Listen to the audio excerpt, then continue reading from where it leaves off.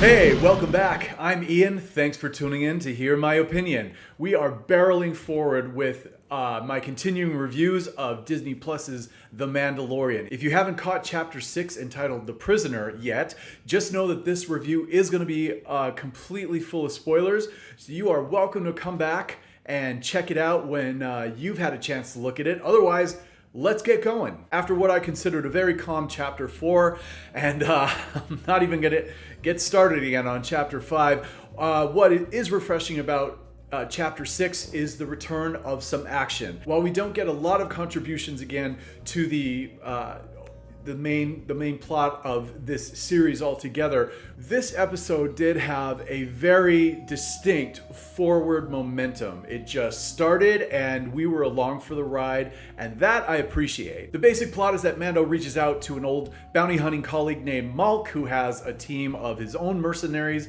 that he gets Mando wrapped up in for the classic Western prison break episode. With the exception of maybe the first 5 to 7 minutes, the entire episode takes place on a Republic prison ship, and to me shows that you can have a totally new environment with some new characters and get a whole hell of a lot out of it instead of bringing us somewhere we've been before. So for that, I applaud Chapter 6. Another thing I'll chalk up as a plus for this episode is tension.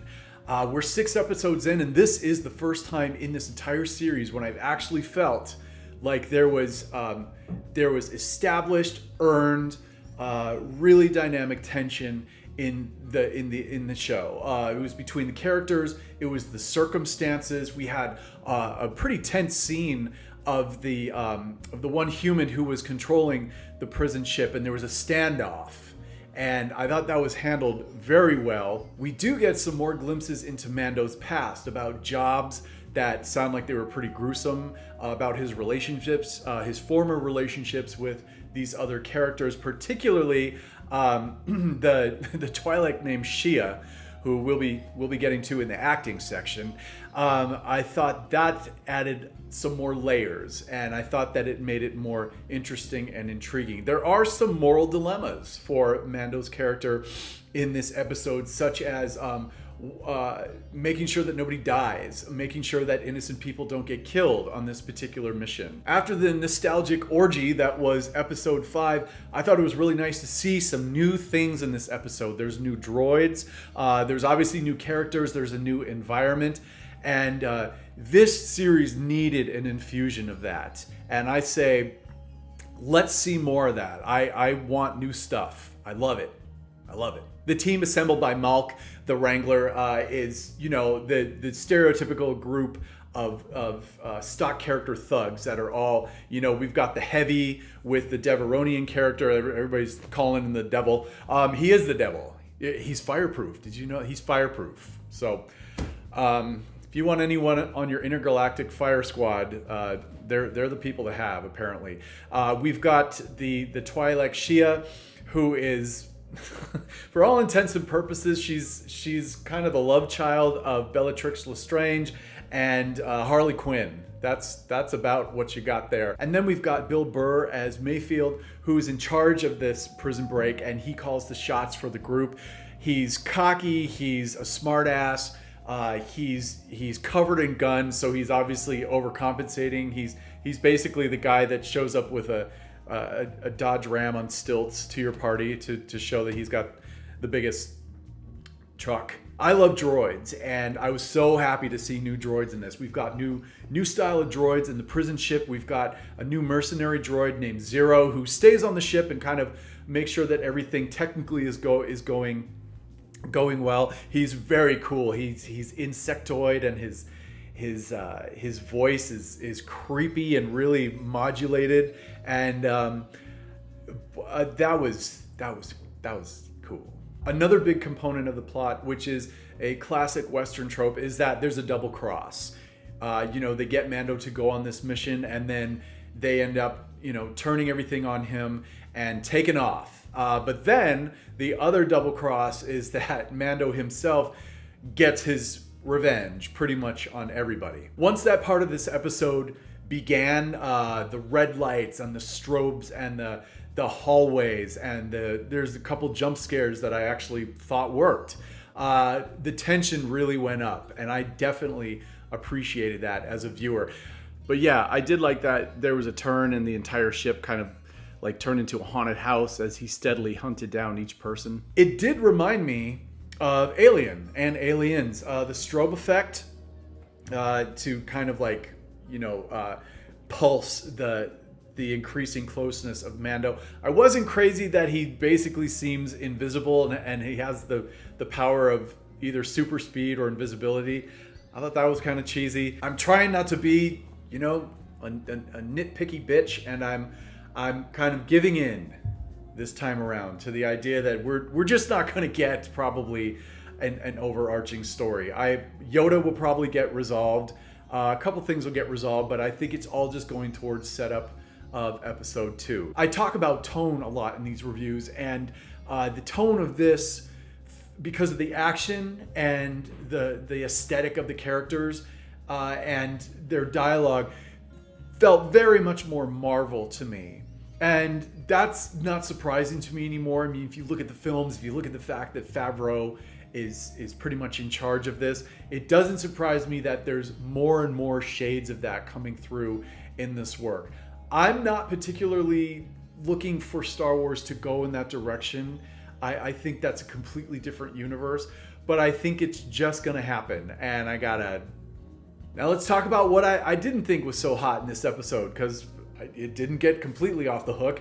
We did have a repetitive plot point that seems to be happening in at least 2 or 3 episodes, and that is that the tracking beacon that summons the rebellion, is a thing that's established early in the episode and used in the climax of the episode.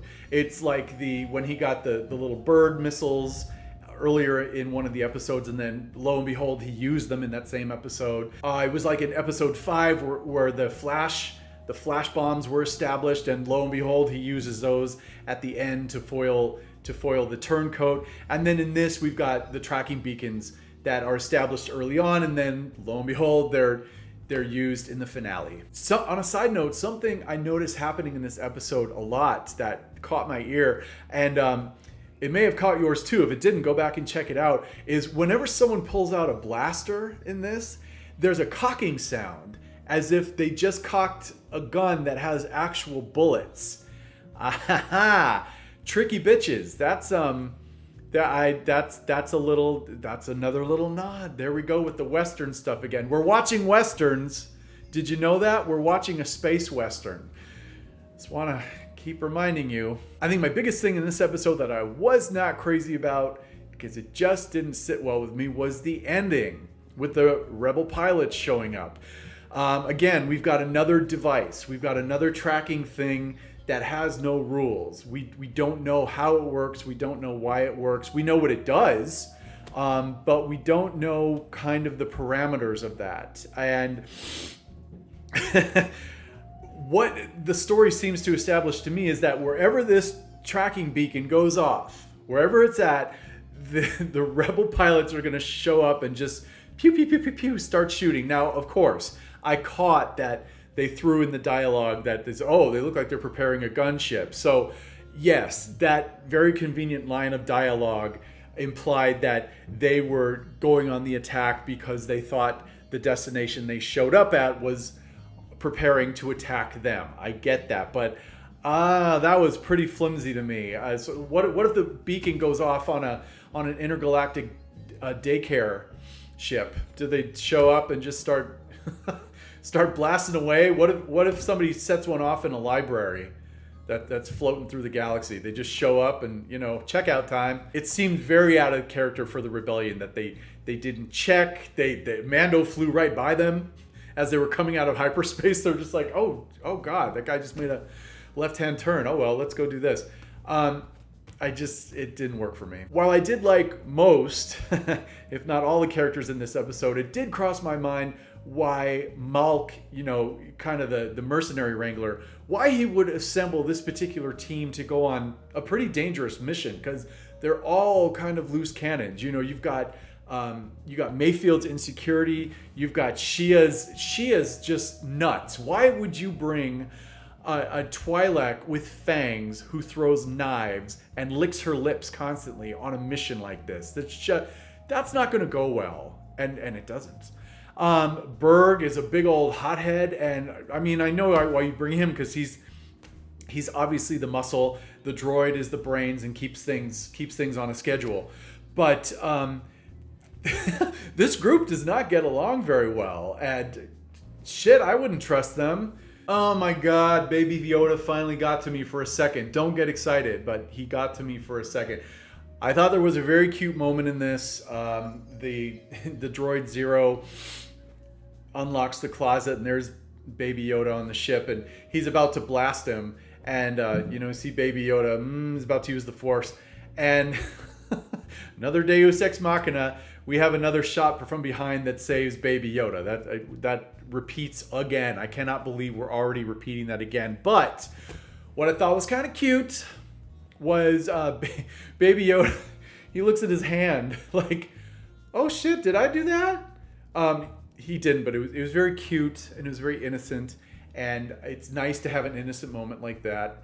It reminded me of that Volkswagen commercial with the kid dressed up as Darth Vader, and he finally gets something. He finally makes something work, and it's his dad manipulating it from the kitchen. But I thought that was cute. I love practical effects, and I find myself like I'm hyper visually attached to them. I like to look and pick them apart and see how they work and stuff.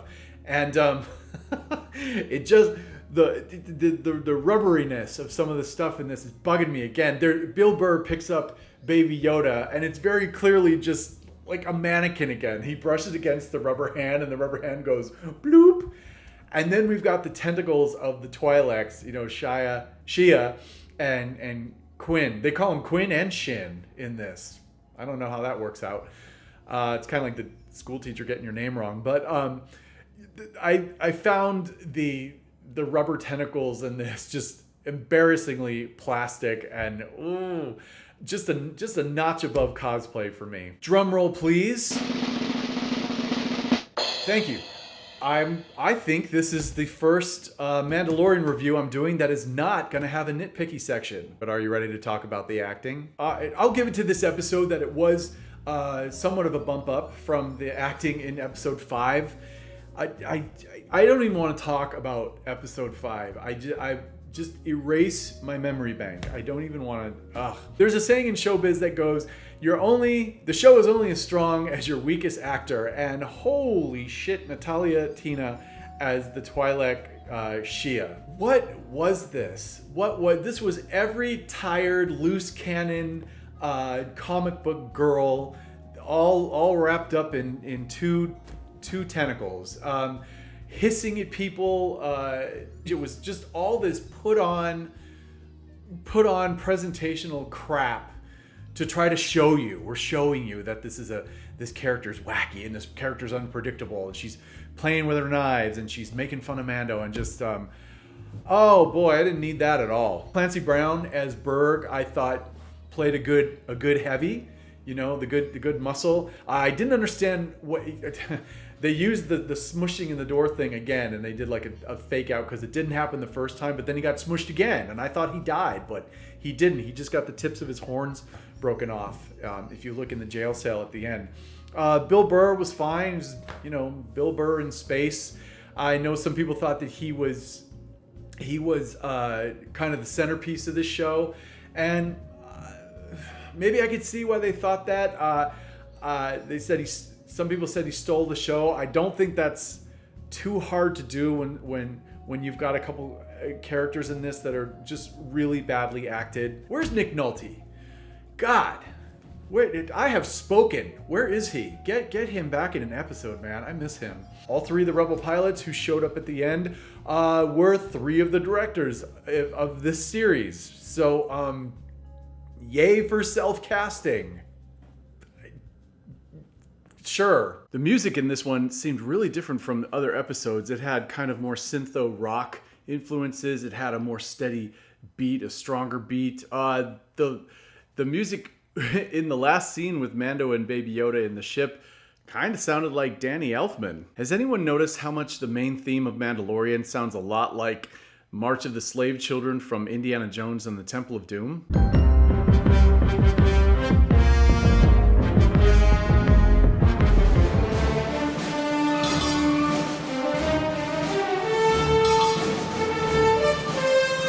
So this episode, I kind of gave in to the formula. I gave in. I found it a fun little romp. I did find it filler. I found that it was better than the last two. It's still not completely there for me, and I'm sure I'm going to get feisty down the line. Don't forget that episode 7 is coming out on Wednesday the 18th, 2 days ahead of its regularly scheduled time, so that it doesn't conflict with the Rise of Skywalker. And ooh, there's a hurricane a-coming. They're apparently attaching an episode 9 sneak peek to the episode so that people have a little something before the big day on Thursday. Thank you so much for joining me for this review. I always want to hear your comments and your thoughts down below. I imagine that everyone is battening down the hatches for a wild ride ahead this week. Woo! I am buckling in. I'm Ian, and that's my opinion.